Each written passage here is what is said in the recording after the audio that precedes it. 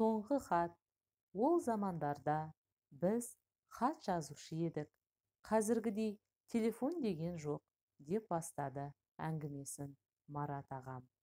Қателеспесем, 94-ші жылдың күзі. Мектептегі басқа сыныптағы Алияға іштей ғашық болып жүрген кезім еді. 10-шы сынып оқып жатқан шағымыз. Мен де көркі өзіне сай жігіт болдым-ау шамасы. Себебі оның да маған көңілі барын сезетінмін. Хат жазып көңілімді білдіруге бел будым.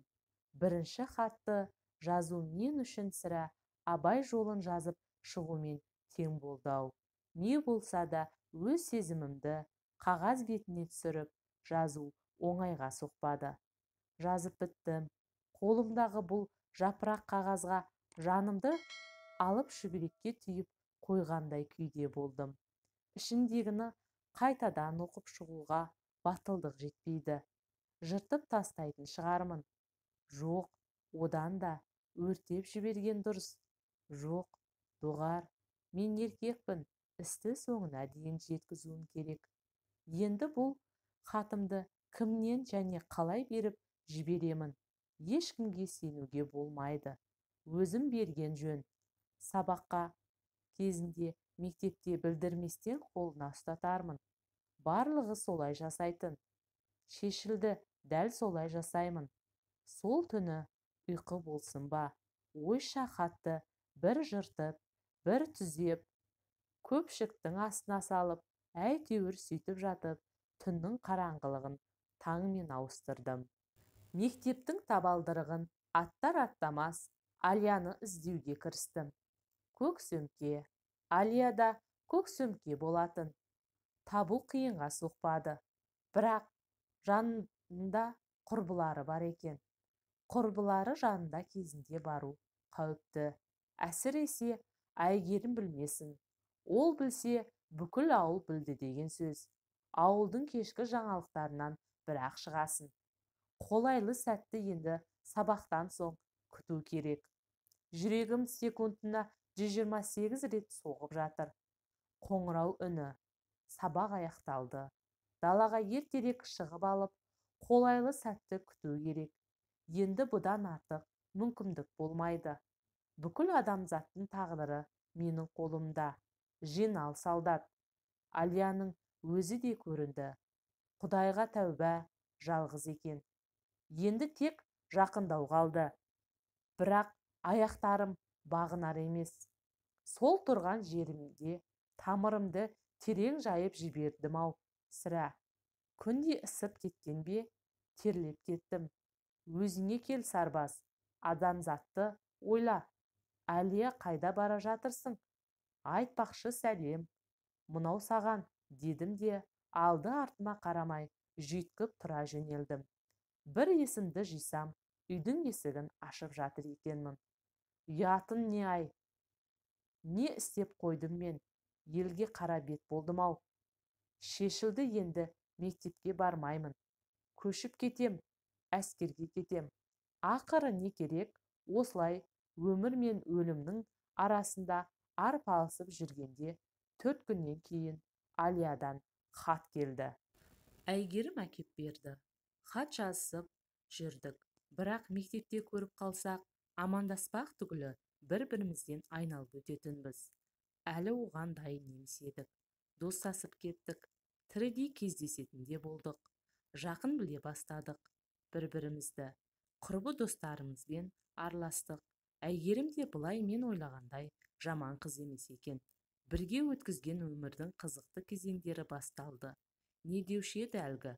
Махаббат қызық мол жылдар басталды. Хат жазуды да тоқтатпадық. Қыс басталып, 2-90 аяқталуға жақын қалғанда, Алияның ата-анасы қыздарын қаладағы дарынды балалар лицейіне түсіруге бел буыпты. 2 айдан соң қабылдау емтиханы өтеді екен. Енді бас көтермей дайындалу керек. Жақсы оқитын қыз түсуге барлық мүмкіндігі бар. Бос нәрселерге уақыты жоқ енді. Бұл жаңалықты өзінен естіген соң ба, әйтеуір ауыр қабылдадым. Ол қалаға оқуға кетіп қалса, достығымызға осымен нүкте қойылады ғой. Ренжіп те қалдым. Енді ғана дос тапқанда Алия ма әлде ата-анасына ма, әйтеуір ренішім қатты болды. Хат жазуды да тоқтаттым. Мектепте де сөйлеспедім. Бір нәрсе істеуім керек. Оны алып қала алмаймын ба? Онда шешілді. Мен де түсемін қалаға. Интернатында жатып оқимын. Емтиханға дайындаламын. Бәріне дәлелдеймін. Ата-анасына дәлелдеймін. Кеудемнен бір мұң кетпей қойғаны. Бір ауыз хабар берсе де болар еді ғой. Лицейге түсе алмағанын менен көргені несі? Менен соншама достығымыздың құрметі үшін бір қоштасуға жарамағаны ма? Жарайды, оқу керек, уайымдамай. Өмір мұнымен тоқтап қалмас. Оқу жылы біткелі таяғанда ауылдан ата-анам келді. Қаланың баласы болып шыға келгенімді айтып, туысқандар мақтан тұтып жатқанын айтып, қуанып отыр. Менің мақтанышым аяқ астынан қалаға түсуге не түрткі болғанын да білеміз. Құлыным деп мені сүйіп қояды. Жүрегімдегі Алияға деген сағынышты да сезгендей. Бас көтермей дайындалып, өз күшімнен түскеніне таң қаламыз. Сол 2 ай бойы ештеңеге алаңдамай, достарыңа да уақыт жоғалтпай дайындалғаныңды айтамын. Айтпақшы, мынау хатты сол күйі оқымапсың ғой, деп анам сөмкесінен бүктелген сарғайып кеткен қағазды шығарды. Өткенде үй жинап жатып, сенің кітап дәптерлерінің арасынан тауып алдым. Қандай хат? Қашан? Кімнен? Ана көршінің қызы кеп тапсырып кеткенше, кітап оқып жатқан кезіңде саған хат әкеп тастады дегенімде, кітаптардың жанына қоя салшы, кейін қараймын деп едің. Сол хат сол күйі кітаптардың арасынан қалып кетіпті. Білесің ғой әжеңді, мыжылмаған қағаз көрсе, документ деп жинап қоя беретінін. Міне сол күйі тұр ғой. Оқымапсың, ашылмапты да. Жүрегімді кеудемнен шығып кетердей болды. Ақмақ басым-ай, шешкен шұлығын қайтадан таба алмайтын адаммын мен. Бір жапырақ қағазды байқамайтындай, кейін оқимын деген мен ақмақпын. Бүкіл дүниенің ауыртпалығын иығыма әкеп салғандай болды-ау. Қағаздың түсі сарғая бастапты.